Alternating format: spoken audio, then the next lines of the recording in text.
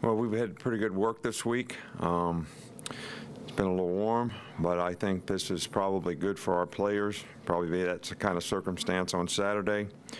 Focus has been, we got to play to our standard, the challenge of playing to your standard on the road, staying focused, no mental clutter, good communication, and we're playing a really good team. So all these things become really, really important. But I think everybody's got to understand that we have to work to deserve success.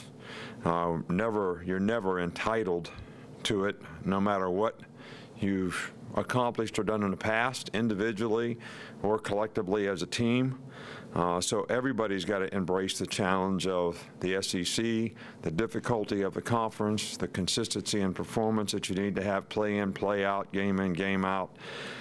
So that's really the focus, that we have with our team right now, and everybody seems like they've responded pretty well. Okay. We'll start up here with Mark. Just wondering what you've seen from the return game in terms of the guys actually returning, but also the blockers and how they try to set some of those up. Well, we haven't had many opportunities. We haven't really gotten much out of our return game. It hasn't been bad. It hasn't been a negative.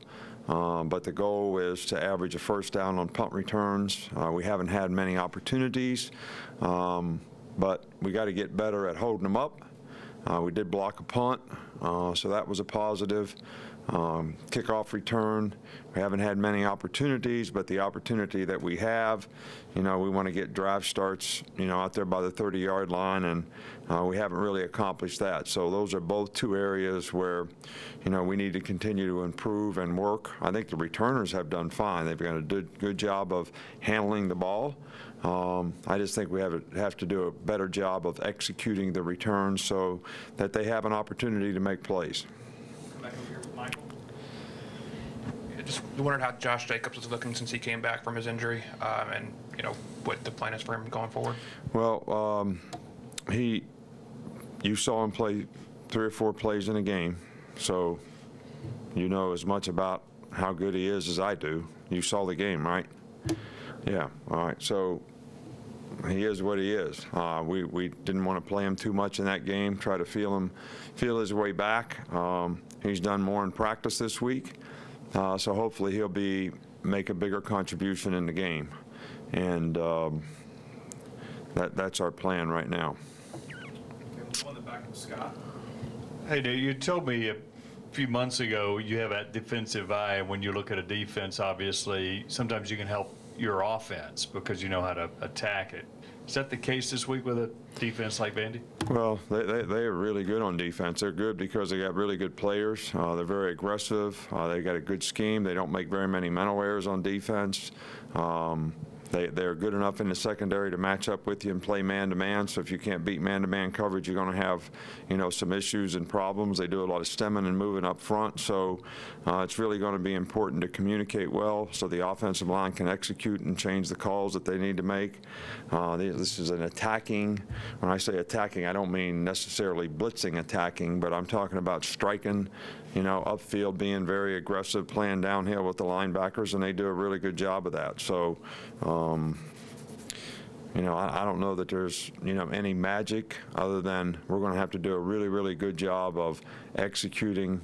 Got to take care of the football against guys like this. They've been pretty ball hawk oriented in terms of their turnovers.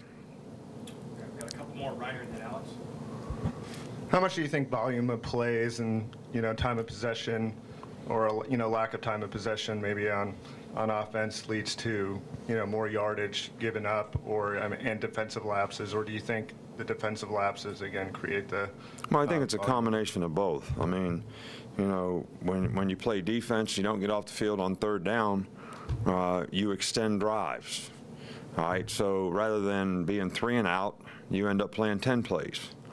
Like in the 4th quarter, if that's what you're alluding to, they had lots of plays and scored 14 points, but we gave 3 first downs on penalties, on 3rd down, where we would have gotten off the field. So that extended a drive that they eventually scored on. So we didn't have a lot of opportunities on offense, and when we did, we didn't keep the ball very well. So it's kind of in that time in the game, in the fourth quarter. So it's a combination of both those things. I mean, if we'd have controlled the tempo of the game, we'd have had more plays, they'd have had less if we'd have got off the field when we're supposed to get off the field on third down. So it really basically comes down to execution on both sides of the ball. You know, like Clemson had all the plays that they had in the game last year because we didn't stop them on defense, but when we had opportunities on offense, we didn't keep the ball. We had 4 drives where we were 4 plays or less than out, you know, in the second half.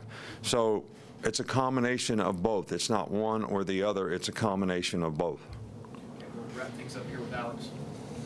Earlier this year, you were critical of your pass pro protection of the offensive line. It seems like watching NFL and other leagues as well, that's an issue all across football right now. Why do you think that is, and what are things that can maybe correct that, maybe specifically to your team? Right. Well, I've never really been critical of the protection. I've just said that we need to improve it. I think there's a difference in that. All right. It may be semantics to you, all right, but to me, in one, we're taking the responsibility for trying to help the players. We're not being negative toward the players and what they're doing.